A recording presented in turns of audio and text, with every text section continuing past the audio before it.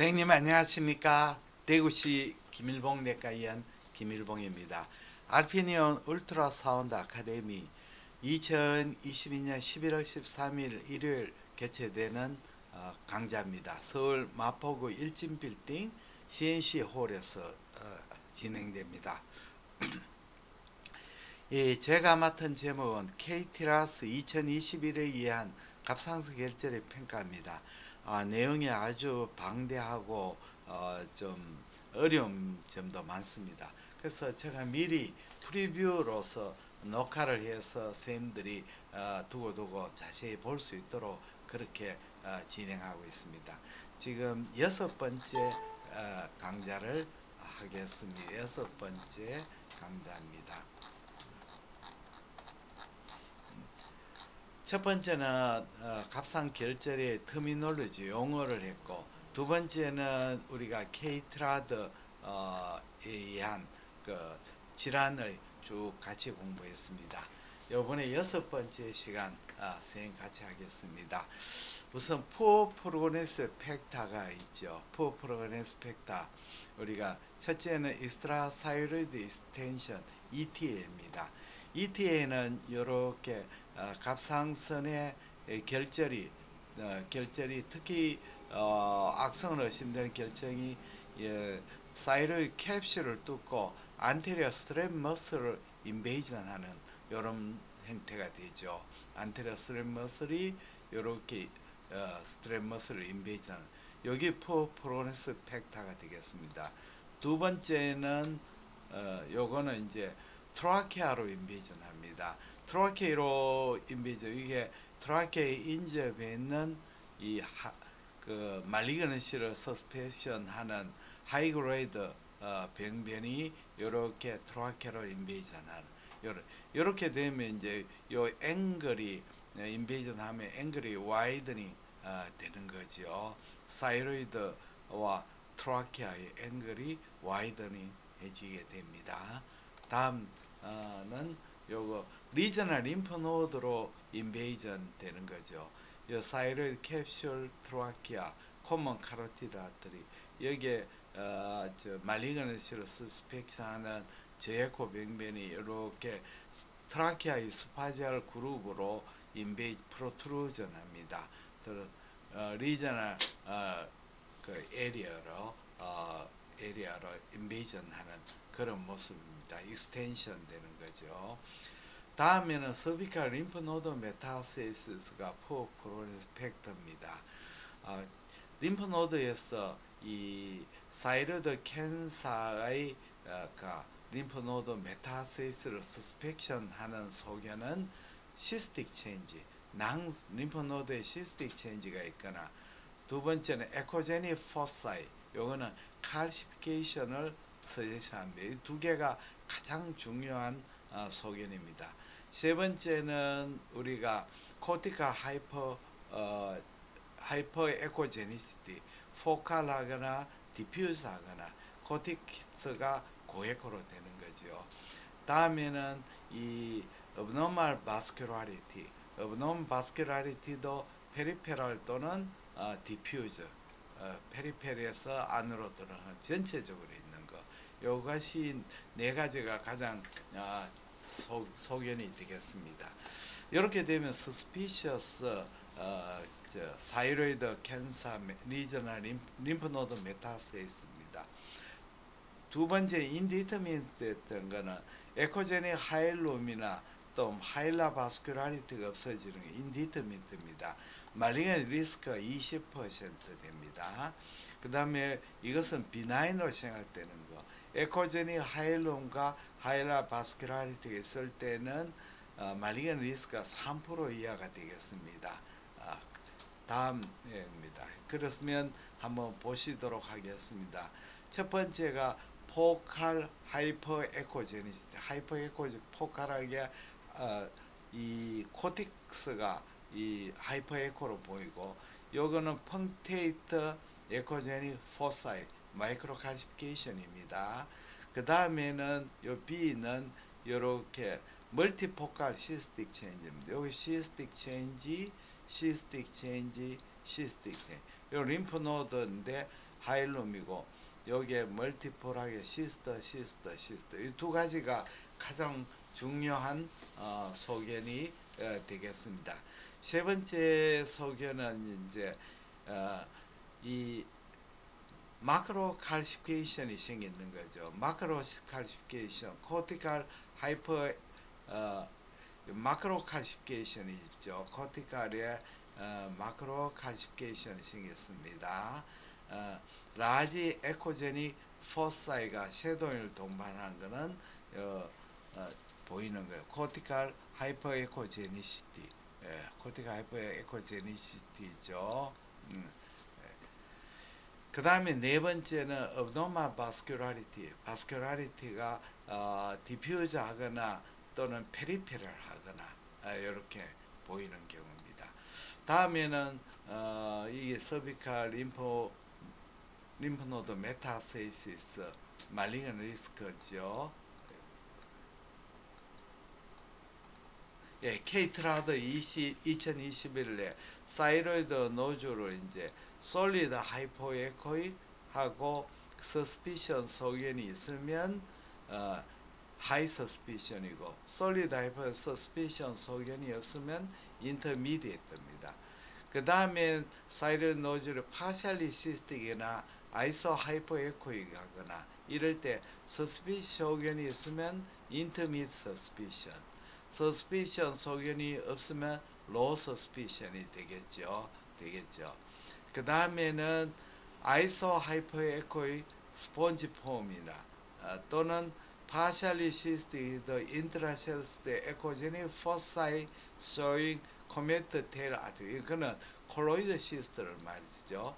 퓨어 시스트, 요거는 전부 다 비나인인데 이 스폰지 폼 노즐이 20mm 이상인데 2cm 이상일 때는 FNA가 인디케이션이 되겠습니다. 여기 보시면 아이소에코에 보십시오.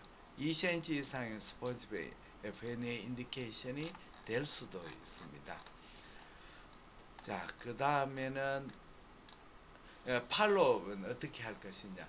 이제 팔로업 할 때 우리가 요즘 사이로이드에서는 FNA 결과하고 반드시 초음파 소견하고 맞춰봐야 됩니다.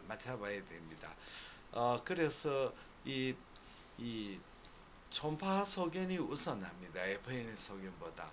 초음파 소견에서 KT-라이더 5가 나오면 이건 하이 서스피션이죠. 적어도 1-2년 동안에 6개월마다 팔로우합니다. 1년. 그래도 안 될 때는 1년에 한 번씩 팔로우합니다. 만약에 초음파에서 더 크기가 커지지 않으면.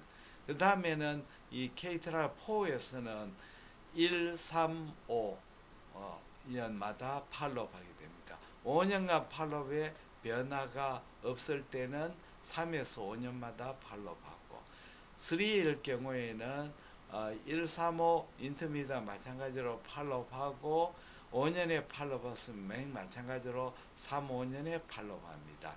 2 경우에는 2년에서 5년 팔로우하는데 이것은 노즐의 사이즈에 따라 정합니다. 근데 질문, 팔로우 경우에 노즐의 크기는 커지지만 아주 바이옵시 기준이 못 미치는 경우는 바이옵시를 해야 하는가? 그냥 바이옵시를 하기보다는 초음파 팔로우를 권합니다. 다음에 팔로우 기간에 마이크로 칼시피케이션은 남페럴 같은 새로운 모양이 관찰될 때 왜 되겠습니까? 이 경우에는 곡에 맞춰서 모양에 따라 바뀐 KT-라드 카테고리에 맞춰서 바이옵시 할지 팔로우 할지를 결정. 카테고리가 바뀌어지죠. 그 다음에는 사이로이드 노즐의 FNA 결과에 따라서 FNA하고 초음파하고 소견하고 이제 대조해 봅니다.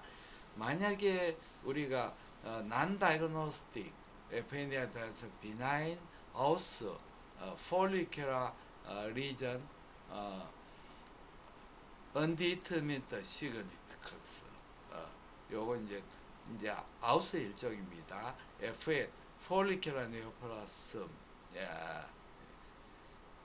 suspicious follicular neoplasm, suspicious for malignancy, 이렇게 이제 진단이 나오게 됩니다. 거기에서 만약에 난다 알고 썼는데 high suspicion이 나오면 어떻게 할 거냐?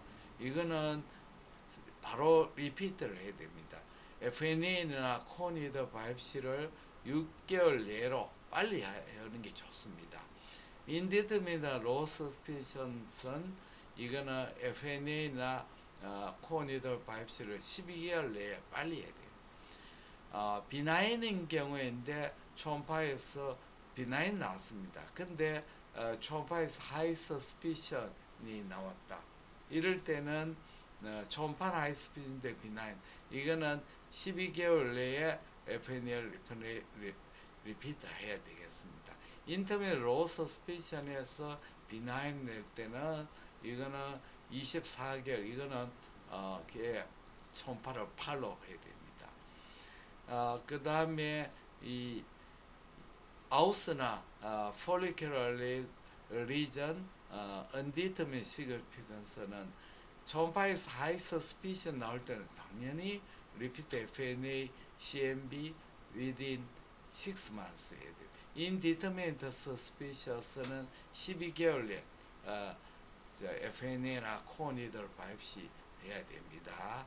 그 다음에는 follicular lesion, suspicious follicular lesion은 이거 나왔을 때는 follicular 병변 나왔을 때는 서지를 해죠. 로벡토미 됩니다. 그 다음에 초음파를 팔로우하거나 또는 모레큘러 테스트를 해야 되죠. 그 다음에는 suspicious for malignancy 이렇게 나왔습니다. 이럴 때는 이 high나 indeterminate suspicion은 서지를 해야 되고, low suspicion일 때는 repeat FNA나 또는 경우에 따라 서전 또는 액티버스, 적극적인 서베일런스, 팔로, 적극적인 감독을 해야 됩니다. 자, 여기에서 우리 FNA diagnosis suspicious 하는 말을 잘 알아둬야 됩니다. 이 다이그노시스에서 여기에 말리그넌시는 이건 100% 암이라고 생각해도 됩니다. Suspicious for malignancy 하는 이 병리학적 진단인데, 우리가 진단에 암으로 진단하는 크라이테리아에 완전히 충족하지 못했는 거죠. 예를 들자면 스트라이크도 이 한가운데 들어오는 그 스트라이크 존에 한가운데 들어오는 스트라이크는 말리건스 생각하시면 되고, suspicious for malignancy는 약간 빠졌는 거죠. 그러나 스트라이크 존에 걸쳐가 들어오는 거는 suspicious malignancy입니다. 그래서 malignant라고 나오면 수술은 100% 거의 malignant고, suspicious for malignancy도 거의 다 수술하면 아마도 한 70% 이상 malignancy라고 봐야 됩니다. 70% 이상입니다. 그거는 의사마다 suspicion을 주는 좀 사람마다 병리의사만 틀립니다. 아주 깐깐한 사람은 100% 충족 안 하면 suspicious 주는 분도 있습니다. 그렇지 않은 선생님도 또 있죠. 어느 정도 충족하면 suspicious로 주게 됩니다. malignant를 줍니다. 그래서 진단하는 병리과 의사의 성향을 아는 것이 중요합니다. 그래서 우리가 베데스다 시스템이 있습니다. 이게 이제 이 FNA를 해서 결과를 보고할 때 과거에는 병원마다 굉장히 차이가 많았습니다. 그러나 이걸 이제 베데스다 시스템으로 통일해서 요 다이그노시스를 해야 됩니다. 그럼 어떻게 되느냐? 자, 사이로이드 말리그넌시 papillary poorly differentiated majorly undifferentiated anaplastic cancer, 그 다음에 squamous cell carcinoma with mixed feature, 그 다음에 metastasis non-Hodgkin lymphoma, 이런 종류가 있습니다. 그 다음에는 suspicious for malignancy는 papillary medulla metastatic lymphoma, 이런 종류의 종양인데 확실하게 파피러인지 메조라는지 또는 메타세인지 림포마인지 조금 진단에 이 크라이테리아에 흡족하지 못한 걸 suspicious입니다. suspicious 우리 임상적으로 뭐 병리를 보고 임상적으로 결절을 보고 이것이 말리건시가 suspicious 같으면 맞는지 안 맞는지인데 개념이죠. 그러나 병리에서 suspicious는 70% 이상 말리건시라는 뜻입니다. 단 진단의 실제로는 거의 100%입니다. follicular neoplasm, suspicious for follicular neoplasm. follicular neoplasm은 굉장히 진단이 조금 문제가 됩니다. 이것은 이제 세포 병리학적으로 follicular, 마이크로 follicular 스트럭처를 유지하고 그 다음에 배경에 follicular 세포 자체는 병리학적으로 정상 세포하고 똑같습니다. 단 마이크로 폴리큘러 스트럭처를 유지하는 거 있는 거죠. 그래서 그 다음에 주위의 백그라운드에는 RBC가 많이 깔려 있습니다. 깔려 있고 그 다음에 뭐 폼쉘이라든지 그 마크로사이트가 폼쉘처럼 폼으로 보이죠. 이런 것이 없는 네크로시스가 별로 없는 이런 백그라운드 가질 때는 우리가 폴리큘러 네오플라스모로 진단됩니다. 근데 여기에서는 혹시 휘틀러셀이 있는지 온코시티 세포가 팽대 세포고 요 안에 이제 팽대 세포가 조금 크고 또 여전히 필릭하게 보이네요. 팽대 세포가 있는지를 봐야 됩니다. 그 다음에 여기 이제 ATP하고 undetermined significance follicular lesion undetermined significance 아웃스락하죠. 여기 이제 제일 문제됩니다. 그러니까 suspicious로도 보기가 조금 모자리고 그렇다고 비나인으로 진단하기에는 좀 애매한 경우는 이렇게 아웃스를 주게 됩니다. 아웃스도 여러 가지 경우가 있습니다. 나중에 또 한 번 더 설명을 하겠습니다. 그 다음 비나인 결절은 비나인 폴리큘러 리전 있고 그 다음에 하시모토 사이르다이티스 있고 그 다음에 서브아큐트 사이르다이티스 이런 병들이 이제 비나인의 진단에 들어갑니다.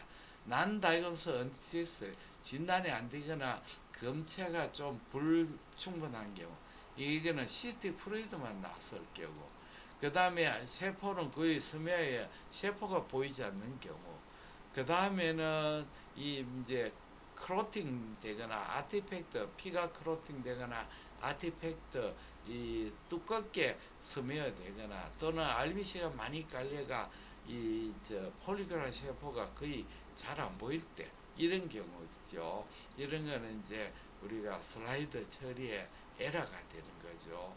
요 두 가지는 이제 시스트 프로이드나 버추얼리 에이셀룰라 스페시먼 세포를 이 FNA 했는 타겟들을 잘못 선택했는 경우가 되겠습니다. 6번째 강의 마치겠습니다. 다음 마지막 7번째 강의 꼭 시청해 주시길 바랍니다. 대단히 감사합니다. 안녕히 계십시오.